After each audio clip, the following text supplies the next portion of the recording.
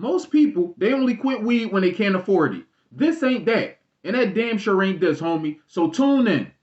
If you clicked on this video just because you don't got money to buy weed right now, you're not gonna quit. You ain't really quitting. Your ass is just broke. You're probably gonna wait until you get some money and then you're gonna be right back at it again. Only watch this video if you really want to know what it takes to quit weed, how to quit weed, or how I quit weed, and if you actually need some damn help. Now, part one, I went in and pretty much just gave it the real. And I got some good feedback. It ain't go viral or nothing. Neither is this one. But however, as long as I actually can help out one person, this video ain't for me. This is actually for you. The person who watch 1,000 videos but still just can't get right.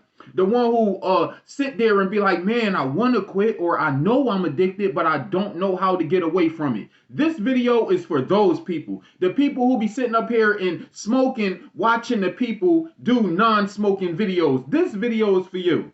Now, here's a warning. You are going to get triggered if I know you and you watching this video. Get the hell off my video because you're going to think I'm talking about you. We're going to get into a thing, wind up arguing. No. But if you really want to actually quit, and plus y'all don't be believing people, and then y'all be like, I know him, you don't fucking know me no more. It's a whole nother nigga. Now, anyway, we're just going to get into the video, but just a warning, people who know me, chill out, because I'm not talking about you. I'm talking about mostly me and my experience with quitting and who I am now and how I interact with life now. And then for people who don't know me and you probably tune in, don't watch this if you're going to pick up the L and smoke. Don't watch this while you high. Matter of fact, watch this while you high because you might need it, because I used to do it too, or whatever. Whatever can help you the hell out. But you talking to somebody who's done.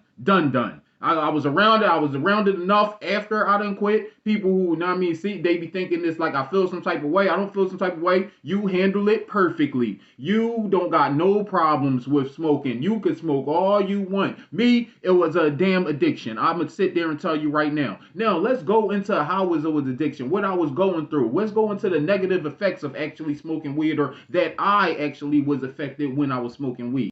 It ruined plans, aspirations, goals, had me putting that shit on the back burner, had me thinking, oh, one day I'll do it. Most time you're just paranoid, suffering from extreme anxiety and don't even know it or got used to it. You hang around some people you don't even want to hang around, but since y'all both got that one thing in common, I stopped giving a damn how I dressed or how I acted around people. It also helped me ignore people as well. I felt that I couldn't do nothing without it, like it was a damn crutch. I used it when I was in school. I use it, but when I wake up, you had to wake and bake. Then you had to before school. Then sometimes you would leave school just to smoke. Sometimes you would smoke in the morning and sleep during first period. And and second period. You know what I mean? Sometimes you would leave school and smoke. And then, or when you will stay there all day and feel like, oh, well, since I had such a hard day, now you got to smoke. And now you smoke after school. And then you don't get no work done. Then you wake up and then you roll up again. Then when you get older, you start doing it before work. Or when you wake up, then before work, then after work, then during work, like during your little break periods or whatever. Then you go home and do it. And then you go, no, that's not saying that you can't be productive. I was one of those productive ones. You know how they call it crackheads? They be like, oh yeah, he's an active crackhead. He'll get a lot of work done. But I was one of them who was an active person who could smoke weed and get all this work done. But however, I ignored the sleep. I ignored the anxiety. I ignored all the negative effects until I really kept on quitting and trying to quit and realizing, oh snap, it's a problem. You be very isolated, not worried about a lot of important problems. You be slipping on bills, slipping on your relationship with people, slipping on your relationship in life with your mate, slipping on your relationships with just life, slipping on your relationship with God too. It had you in a state of mind where you feel like you always got to be entertained. And if something was entertaining, you was bored. Boredom is just a problem. It's the devil's playground, because that just makes you roll up another one and roll up another one and roll up another one. The dopamine hits your system and you start to realize after 1 hour, you know how you're going to feel. And then you just kept on rolling up to try to ignore it. But really, you just end up tired, sleepy, you know what I mean? Hungry, happy, sleepy. That same cycle over and over until you realize, damn, do I really need to be entertained and happy in this all the damn time? Then you start to question things after a while. But while you doing it, while you in your addiction, you ignore these things. You be saying stupid stuff. You be slurring your words and not even caring, not even making sense sometimes. But to you make the perfect sense. But to other people, they like, he just high. It's like a mental coffee in reverse. Every little thing is complicated and got a time limit. Good ideas, no energy, euphoria, dazed. You can't work out the way that you want to, and then your appetite is all over the place. One day you want to eat healthy, but then you're high. Sometimes you got to ask yourself, who am I, or who am I without this, and can I survive without it? And that right there can bring you anxiety because you realize, damn, I built a dependency on this so much. Thanks, God. I built a dependency on this so much. It's like, yo, like, you start to question yourself. You feel caged in, restricted, anxious. Nobody take your ass serious. Not only your physical health, but you ignore your mental health. Your kid be needing better examples. And speaking of kids, sometimes I was one of those people who kept my kid away from it. But I know people who, and that's when people that you know start to feel triggered. So I just leave it alone at that. But y'all know what I mean. Some people, they don't give a good goddamn. If it's in their system, if something happened to your kid, you gotta take them to the hospital, and then they find in the system what's gonna happen to you. DHS gonna be all in your life, but nobody, they ignore it. So I'm gonna ignore it. I'm gonna move on because too many people do that so much that you definitely gonna be triggered at that one. The people smoke around their kids. It is what it is. It's been then some people smoke around your kid. You might have a problem with it, but what the hell you gonna do? Especially if that person is somebody that you love. You just want to be taken more serious. You want to feel free from addiction, period. And you want to enjoy life, or know if you can enjoy life without it. You never even did stuff in so long, not high, that you don't even know if you really like that or not. You want to be clear-minded, focused, energetic, stable. You want to learn how to gain control over your emotions that make you want to do it, or the reason why you do it. And you want to actually find some type of happiness that's not involved around smoke. You want to exercise more. You want to become more disciplined within yourself and know that you got control over your life, or know that you don't need it. Most times people be sleepy, lazy, drowsy, and fall for BS from people. They actually deal with more BS that they don't want to deal with, but they feel that they don't got no self-discipline or mental discipline or the fortitude to get away from certain people or to stop hanging with certain people. And sometimes that tie you to certain people because y'all both smoke, or because you've been smoking with that person for so much. Now you got a soul tie with them, and now the shit is just the demonic. Most people, they can't pay their bills on time. And you realize even after you smoke, your problems still be there. They never went nowhere. You just smoked and tried to ignore them, but they're still there. I guarantee you, after you unsmoked and had that little happiness for 1 hour, 7 hours later, when you wake up from that coma after telling yourself, move, get on up out of bed and roll up again, you're going to realize, damn, the same problems I had is still right there. And on a metaphysical level, when you talk about meditation and stuff, and there's something else that it ruins and you can't keep your meditations up, and it brings all the devilish thoughts and all of that. You know how thought is the devil, where it ruins your spiritual life, especially when you're into like meditation and stuff like that, because it brings all the wrong entities around, it brings all the wrong thoughts around, and you can't get away from it because it's like that high is like the glue for that whole realm of thought, carnal, worldly, a false sense of security, a false sense of mental security.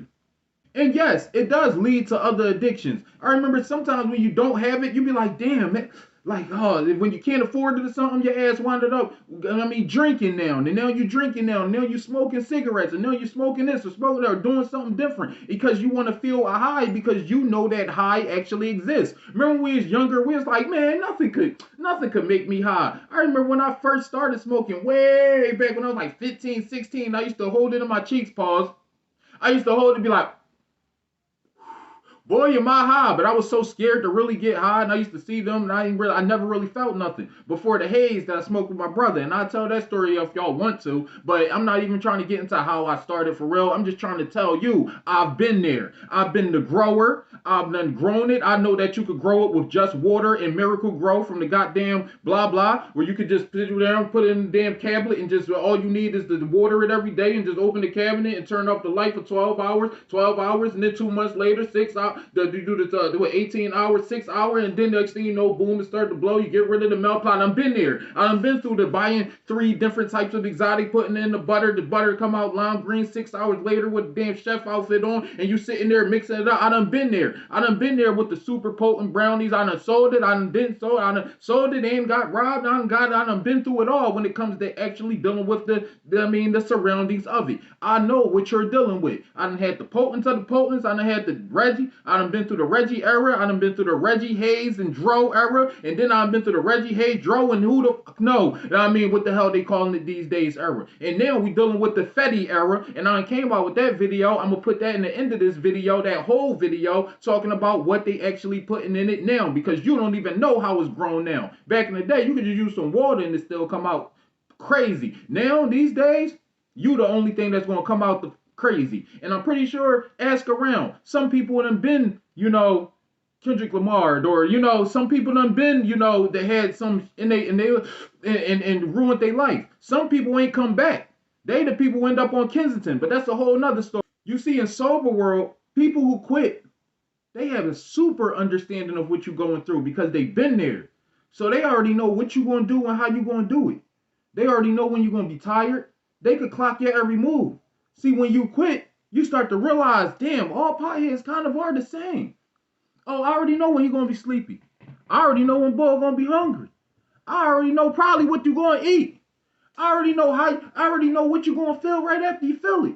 You know what I mean? All of that, oh man, my tolerance is so high. That's not a good thing. Who built their tolerance up so high that they got to roll up another one and another one and another one. And let's not talk about money problems because I hardly even mentioned that. You know what? Let's get off of the problems. You know the enjoyment I get from waking up and not have to smoke every morning. Do you know the enjoyment I get that I don't have nothing that I need to do or something to hide from people?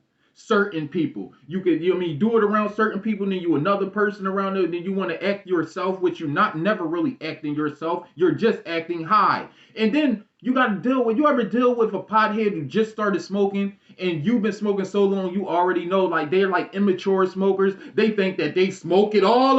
Oh, I could roll up 1,000 L's a day. Now you hate them people. And that's even smokers, even people who've been experienced with smoking hate them people, but they don't really want to talk about it. You know what I'm saying? But after a while, once you quit, you start to look at smoke and you start to see like people who smoke and you just know the lifestyle so much that you just don't want to be around it, or you just have a better understanding of it. So when you're around it, you know how to conduct yourself. You know how to, you know that you are yourself. You feel more secure in yourself. You know you don't need it to pull no girl. You know, or if you're a girl, you know you don't need it to keep no guy. You feel me? More secure in yourself. Some people, they turn into a whole nother person and can't smoke at all. Now, I mean, those people you need to analyze and actually learn from. Those people be like, what do you do? What's your twist? Some people don't even have a twist. And they the people that you can learn from as well. See, you don't need weed to be cool.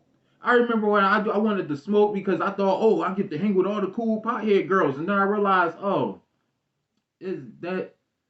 that's not it. That's so not it. Like, you know how many goals you missing. You know how many jobs and how much money you actually missing. You know how much time you actually missing. Some people, they just want time to fly by and they think, oh, but when I smoke, the days go by fast, and that's good. Nigga, you getting older and older. You ain't even really enjoy life unless the joint was in your hand. Like, think about it. What do you do that's actually fun? Oh, I smoke and then I watch stuff. You could do that shit sober. You don't even know what shows you really like. You don't even know what you were like. Some people can't write a rap without it. And I ain't trying to get on people. Everybody who rap, look, I ain't even like, that's why I try to skip over it because I'm a hood guy. Like most people I know they smoke, so I'm not trying to trigger y'all. But when you quit, you start to look at the shit, and some people who don't smoke and hung around the potheads, y'all never able to break it down to people like this because y'all never really smoke. But as a person who smoked for over 13, 14 goddamn years, I can sit here and tell you clearly it is a better life without it. And I'm not going to say it's a better life like for you, but for me, it is way better to wake up and be able, my exercises be extra crazy now. Like you able to get stuff done now. You able to do what you need to do in life. Or if you lacking or slacking at anything, you can easily just up it and be like, that's going to be my new high. Chasing after my goals even more. Now, I was one of those people who could do all these things, but at the end of the day, I'm 3 times better at everything that I did, and especially talking about my spiritual life and like getting myself together mentally and how my mental clarity from meditations actually lasts longer and stuff like that, and just lasting longer in general, if you know what I mean. So it's just like, and then sometimes you could and be like, yo, It ain't going up as fast. You feel me? That we ain't even gonna talk about that. But there was a couple of instances in my life where I was like, yo, it's actually affecting my sex life too. So at the end of the day, it's like, yo, man, what you gonna do? You can keep on doing it all you want. I'm not trying to say your life gonna be perfect, but it'd be a lot better to not have something that you attach to so much where you can't even function and don't know who the fuck you are. And if you still thinking the suicidal thoughts and smoking, what's the point? It's not helping. It's actually making it worse, bringing more anxiety to you and bringing more doubt and bringing more drama into your life. It's keeping y'all attached to people y'all don't even really like. Some people in relationships just because they get high every day. Some people are just in relationships wasting their life because y'all both smoke. And y'all always y'all really got smoke in the relationship, but you realize you don't want to be with that person, but y'all got this tie. And the tie is the damn weed, the glue, sticking y'all together and having y'all crash the fuck out. Fix your life. Some people need to fix their life. Some people got the perfect life. You could smoke all day. You could have all the fun. And then some people, they realize that, yo, this is not helping me at all whatsoever. It's actually making shit worse, but I've been doing this so much that I just can't stop. I'm here to tell you can stop. Like, this is a genuine smile. I don't need to smoke to have it. I don't need to sit here and be like, oh, I had a bad day. Oh, I got to roll up one. I don't need it no more. And at the end of the day, until you completely tired of it, write down some things that you hate about it, analyze it, and realize that you're never going to read that paper again. You could do it, but it could help. But really, the only way you're going to quit is when you're really tired of it and you realize it's just a sleep drug, bro. It's just a sleep drug. You smoke, you be happy for an hour, your problems still be there, and you go to sleep. That's literally it. Once you realize, oh yeah, you're right, it really does just help me sleep and help the time pass by. But that's not even a good thing. When you in sober world, you understand that. You got more time in the day to do things, and you're able to enjoy them even better. And if you're really talented, well, let's see how talented you are without it. You know, you don't need a crutch for life, man. And you don't need to hang around people just because that. And then they have you hanging around the wrong people at that. Think about how many people probably wouldn't be gang members or wouldn't be criminals or wouldn't be causing drama. But since they smoke and they never had money for it, but their friend always got it or probably growing it in the basement, then you know what I'm saying? You hang around that person. Now your ass is in jail with that person. It seeps into every aspect of your life. Some people then you just don't. It's not even. You gotta be tired of it. That's the only way to quit. I'm tired of man. Fuck it. And that's the only way to really quit. I'm not selling you no goddamn book. I'm not sitting up here trying to give you a 14 goddamn day course. I'm not coming up with day 1, day 2. Day 3. I'm month 10 now and I'm happy. And still happy. No matter what's going on in my life. Life ain't perfect. Don't get me wrong. But it's way better because now I don't got something that I'm attached to. I'm not addicted to nothing and I can get my shit together like that. Change my mind like that. You feel me? Now words is powerful. Now imagery is way more powerful. Now I'm able to see what's really going on in the world. I'm able to know the things that's actually worth worrying about. And rolling up is not one of them. You know what I'm saying? I can have a little sip every now and again. You feel what I'm saying? I still don't drink, still not an alcoholic, still don't smoke 1,000 cigarettes a day. I didn't replace my addiction with another addiction. Don't do that. You're going to just end up, you know what I mean? Oh, man, I was better off doing this over here. I'm killing myself. And I was more, you know what I mean? When I smoked, I only smoked 1 or 2 cigarettes. Like, you're going to go into that. Don't replace it with nothing. You feel what I'm saying? The best thing that I could say, if you are that hard on like the smoking, the oral fixation, grab yourself a little vape or something as well. But I'd rather have that. You know what I mean? Some damn vape because cigarettes is more killing nigga. Those might be killing people too. But guess what? They have that as a twist, or they have, I mean, like if you going to do something to help you get off of it.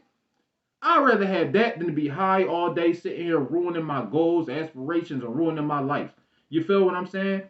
Period. Some people don't go to church because they high, or don't go to the mosque because they high, or don't go around spiritual people because they high, or don't go to teacher conferences because they high. And the teacher gonna be like, "Who's really the dumbass here?" You feel me? It's this. It changes your life.